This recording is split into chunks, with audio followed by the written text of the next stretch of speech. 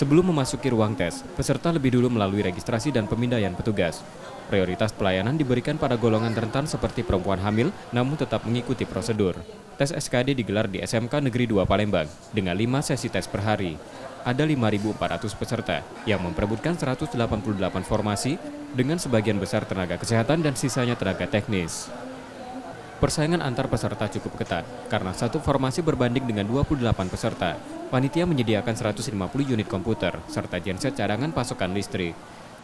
Ibu-ibu yang hamil kita prioritaskan di awal dan diutamakan, jangan sampai mereka kelelahan. Jadi diutamakan mereka duduk di depan.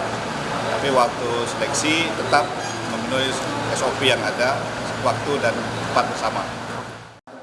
Seleksi kompetensi dasar menguji wawasan kebangsaan, intelijensi umum, dan tes karakteristik pribadi. Tahun ini Menpan RB menetapkan ambang batas lebih rendah, TWK sebesar 65, TIU 80, dan TKP 126. Pengecualian untuk TIU, untuk formasi lulusan terbaik sebesar 85 dan formasi disabilitas sebesar 60. Rizky Nurmizan, Kompas TV, Palembang.